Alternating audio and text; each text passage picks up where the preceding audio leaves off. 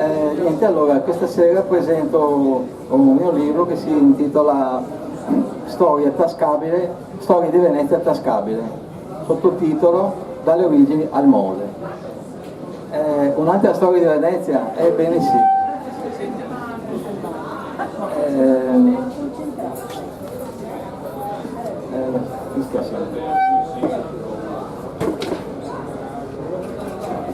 È primo qua.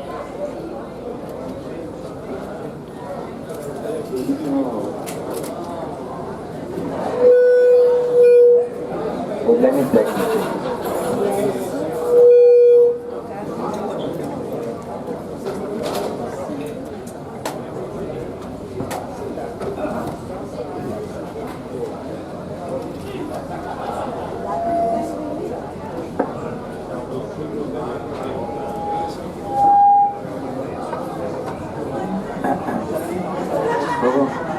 Prova.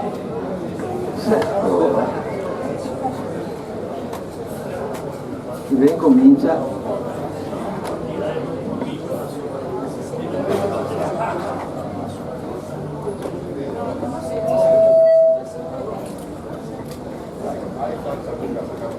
Va bene? Va bene? Ok. Niente, allora, questo è un libro, voi direte un altro libro sulla storia di Venezia? Ebbene sì. Io sono convinto che la divulgazione, cioè spiegare in modo semplice varie materie, sia importante per la diffusione della cultura, della conoscenza. Ho pensato che un libro che fosse una sorta di riassunto, un compendio della storia di Venezia, possa servire a chi vuole saperne, però senza dover leggere tutte le migliaia di pagine che se uno vuole può leggere. Devo dire che è stato un lavoro non facile, perché cosa metti, cosa non metti, questo lo metto e se non metto questo l'altro si capisce e poi questo non posso non metterlo. Devo dire che ho un po' faticato. Ce l'hanno con me. Comunque alla fine ecco qui questo libretto, Storia di Venezia tascabile. Qui viene rievocata la storia della Serenissima, ma non solo, ci sono anche gli avvenimenti moderni di questi giorni. Chi vuole approfondire la storia poi può approfondire con la bibliografia che c'è alla fine, sono una quindicina di pagine di bibliografia. Allora, è difficile parlare di un libro della storia di Venezia, delle tematiche. Vorrei parlarvene di due o tre, quelle che mi sono più care. Innanzitutto, sfatare il mito delle origini di Venezia. Ormai si sanno, però a volte è bene ripetere le cose. Ci hanno insegnato che Venezia è stata fondata dai fuggiaschi dell'entroterra lagunare che fuggirono dall'arrivo dei barbari, cioè Attila e Cattivone, e che sono arrivati sulle isolette che erano deserte e un po' insane. Non basta solo questo, abbiamo anche una data, il 25 marzo 421. E in realtà la leggenda si è poi promulgata nei secoli e tutti gli storici si sono appiccicati a questo. Non solo, chi ha tenuto il potere della Serenissima ha usato queste leggende al proprio fine.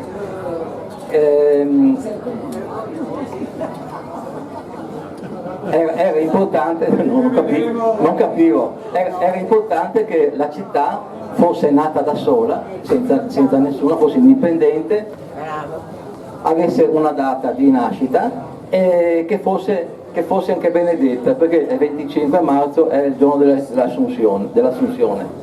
Non solo, sempre nella leggenda, doveva essere anche il giorno della fondazione della chiesa di San Giacometto, qui dietro.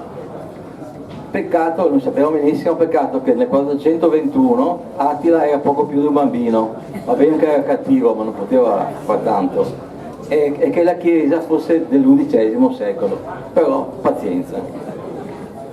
Adesso grazie al lavoro, al grosso lavoro, specie degli ultimi anni, che fanno gli archeologi, si può delineare un racconto che più si può avvicinare alla vera storia della laguna di Venezia e delle origini di Venezia, che potrebbe essere questa. Premetto, quando si parla delle origini di Venezia bisogna sempre premettere un possibilmente, forse, è possibile che fosse così, perché le prime fonti storiche sono dell'VIII secolo, cioè alla fine del Settecento, non 1700, del Settecento. È come che io scrivessi che nel 16 luglio del 1610 è caduto un meteorite sul Lido. Nessuno può smentirmi, nessuno può dirmi che è vero. E tale Paolo Diacono, che era uno scrittore, uno storico dei Longobardi, ha scritto queste cose 400 anni dopo il soggetto, no? E un secolo dopo l'imperatore d'Oriente, il Porfirogenito, ha scritto più o meno le stesse cose. Allora, grazie agli studi degli archeologi, questa potrebbe essere la storia vera, diciamo, tra virgolette. La sapete già, ma voglio ripeterla. Allora, andiamo secoli prima di Cristo, molto probabilmente gli abitanti dell'entroterra lagunare hanno usato le terre emerse, cioè le isolette della laguna, come base per caccia e pesca. Piano piano hanno visto che potevano anche tenere degli animali e si sono creati dei piccoli insediamenti più o meno stabili. Quando c'è stato poi la scoperta, tra virgolette, dell'estrazione del sale, sono cominciati i veri commerci. Sale vuol dire denaro, vuol dire commercio. Si iniziarono così dei commerci tra le varie isole, sempre maggiori, con degli insediamenti sempre più intensi. Questi commerci uscirono anche dalla laguna e andarono per tutto l'Adriatico. Ricordiamoci che già dal terzo al primo secolo a.C. i greci conoscevano la laguna di Venezia come grande emporio, come mega emporio. Strabone, per esempio, si sapeva che qui c'erano dei grossi commerci che giravano per tutto l'Adriatico. Nel secondo secolo a.C. il nord-est d'Italia venne colonizzato dai Romani che fondarono la Decima Regio, Venezia e Istria. Da quel momento in poi, nelle varie isole, probabilmente sorsero delle comunità più grosse rette da delle elite, probabilmente delle famiglie più ricche. E si creò veramente una specie di comunità acquea, una specie di Venezia in fieri. I commerci erano molteplici e sempre questo si può vedere dai risultati degli archeologi. Allora, probabilmente le navi che arrivavano dall'Adriatico si fermavano fuori del porto, diciamo dove adesso c'è più o meno Punta Sabbioni, e entravano e il flusso di merci era dal mare a Altino. Altino era una grossa città che era diventata importante con i romani, che poi diciamo, spandeva le merci in giro per l'Italia. Le vie acquee che erano percorse tra il porto e Altino si dipanavano tra i canali dell'allora delta dei fiumi che c'erano. Adesso non c'è più il delta, ma i canali sono rimasti. Tra i canali c'era anche Torcello, e questi canali si formarono allora perché servivano dei magazzini, delle strutture, dei posti per dormire.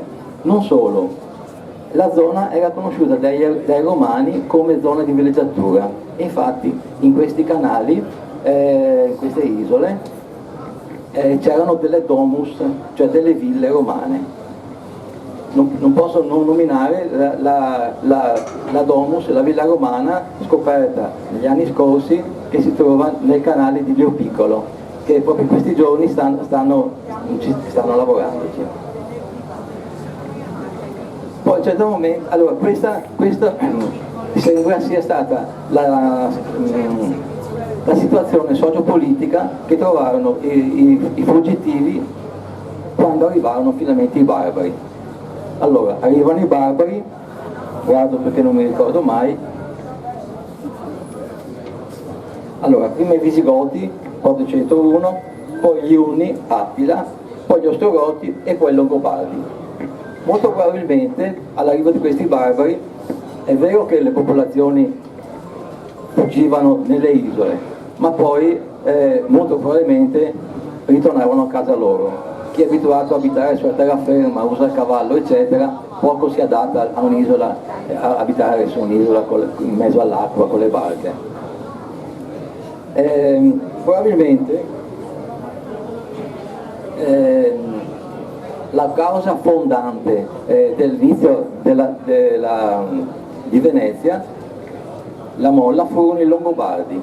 I Longobardi occuparono gran parte dell'Italia lasciando a lato tutta la costa adriatica, più o meno dal nord del Tigrado fino a sud di Ravenna. Questa rimane in mano all'impero romano d'Oriente con sede a Bisanzio. In questa area Bisanzio creò il suo potere, diciamo, e da qui può iniziare la storia di Venezia che conosciamo noi.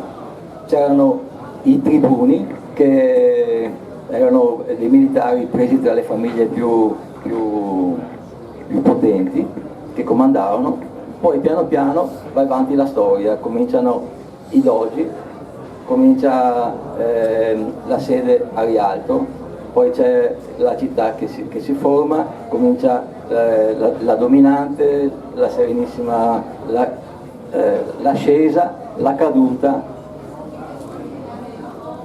i francesi.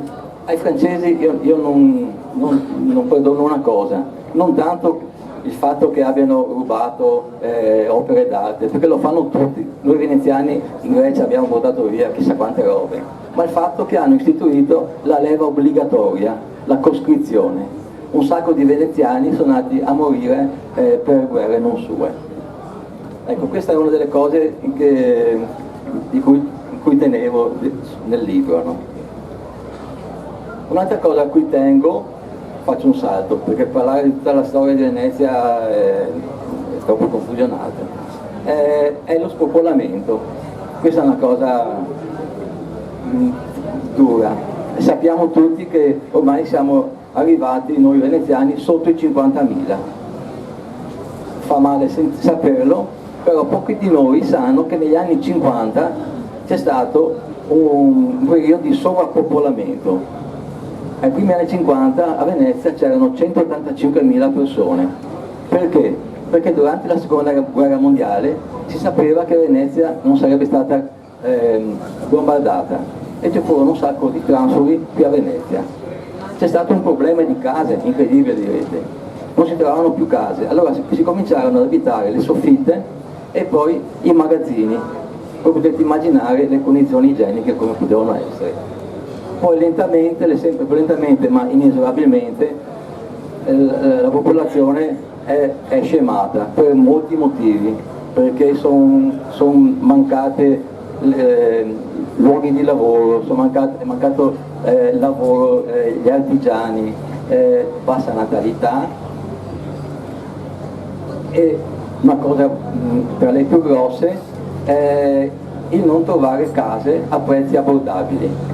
Per esempio una giovane coppia non trova case a prezzi abbordabili perché la monocultura turistica ha drogato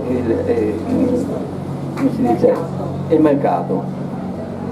Non solo, ma sempre le giovani coppie, ma non solo, non trovano servizi ad hoc, non trovano servizi fatti per loro. Per essere veloce, però devo guardare, un'altra cosa che mi sta a cuore, il Mose. Il Mose. Allora, dico che la storia del Mose è una storia di numeri. Ovviamente nel libro si parla anche delle acque alte, quando sono state, eccetera. I molti appartamenti di cui dicevo prima, che negli anni 50 sono stati abitati e creati nei piani terra, sono quelli che durante l'alluvione del 66 hanno più subito guai, no? E dopo il 1966, con un po' di alluvione, il mondo e l'Italia si è accorta che Venezia era in pericolo. Cosa facciamo, cosa non facciamo? Allora, vi do un po' di numeri. Allora, la coscienza nazionale si è alzata e i vari governi che si sono succeduti hanno fatto un po' di cose. Allora, nel 1975, 9 anni dopo il 66, si varò la cosiddetta legge speciale per Venezia, che è una serie di norme a tutela di Venezia e per una ricerca di soluzioni. Passano gli anni. Nel 1982, 7 anni dopo, per bloccare le acque alte si adottò un sistema con delle paratie mobili che si dovevano alzare posizionate tra le bocche di porto. Il MOSE si chiama Modulo Sperimentale Elettromeccanico. Diciamo, non entro nel merito delle varie dispute che ci sono state, eccetera. Siamo nel 1982, poi il 14 maggio del 2003, 21 anni dopo la decisione di adottare il MOSE, 21 anni, si pose la prima pietra, 2003. Passano gli anni, nel 3 ottobre 2020 è stata la prima volta in cui il MOSE ha davvero iniziato a difendere le acque alte. Il MOSE si è alzato e Venezia si è ritrovata all'asciutto per la prima volta dopo secoli. Allora, il 3 ottobre 2020 era 17 anni dopo l'inizio dei lavori e 38 anni dopo le decisioni di adottarlo. Sapete che il MOSE è stato tormentato da spese faraoniche, scandalo giudiziario, corruzioni, frodi fiscali, inchiesta, commissariamenti. Adesso il MOSE può funzionare, ma non è ancora finito, perché la data di consegna è stata sempre slittata di anno in anno. Proprio notizie di questi giorni, l'altro ieri, hanno detto che sarà finito, completato entro il 2025. Allora, 2025 cosa vuol dire? A 22 anni dall'inizio dei lavori, a 43 anni dalla decisione di adottare il MOSE, a 50 anni dal varo della legge speciale, a 59 anni dall'alluvione del 66, una generazione. È costato circa 7 miliardi di euro, più o meno, anche di più, con una previsione di circa 100 milioni di euro all'anno per la manutenzione. Io direi che è meglio non commentare, cosa dite? Dite di sì. Grazie. No. Potremmo brindare, sì, sperando no. che si arrivi alla fine. Ecco, non volevo dire altro perché è difficile, sono vivo così. Volevo dire che il libro è corredato di fotografie anche antiche, riproduzioni di opere d'arte e di incisioni. La carta è prodotta con energie rinnovabili, la copertina non è plastificata, si è attenti appunto all'ecologia generale, e i caratteri sono pensati per agevolare la lettura. In questo contesto, e quando sarà acquistato il libro, l'editore ha stampato una cartolina con un raro quadro che mostra l'acqua alta a Venezia nel 1883. Allora vorrei chiudere dire una cosa personale. Allora, nonostante la monocultura turistica che c'è a Venezia, si vede che c'è una Venezia che vive e che vuole vivere. E qui all'avamposto si vede questo, perciò io farei un applauso a chi lo permette. tornerei qua. Qualche domanda? Visto che siamo in un periodo di elezioni, come si eleggeva il dottore? Quante ore hai? Quante ore hai? Devo leggerlo però. È complicata. Un attimo che...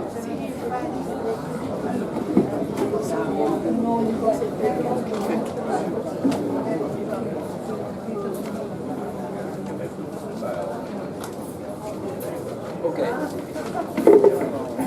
Te lo leggo? Non era esattamente. Allora, il fatto che chi ha avuto potere, che i governanti della Serenissima abbiano abbastanza plasmato la storia a loro vantaggio, a vantaggio dello Stato, non è detto che fossero tutti dei delinquenti, diciamo, ma le leggi dello Stato erano abbastanza ferree e l'elezione del Doge ne è una prova. Devo leggere perché è complesso. Allora, per evitare che diventasse una carica ereditaria di una sola famiglia e per prevenire i brogli, l'elezione divenne molto complesso e curiosa. Nella sala del Maggior Consiglio c'era l'urna contenente tante sfere quanti erano i membri del Consiglio stesso, tutte argentate salvo 30 che erano dorate. Ogni consigliere estraeva una sfera. I 30 che avevano trovato la sfera dorata si riunivano e sceglievano 9 tra di loro. Questi 9 si riunivano e eleggevano altri 40 consiglieri, i quali poi sceglievano tra loro 12 rappresentanti che a loro volta eleggevano altri 25 consiglieri.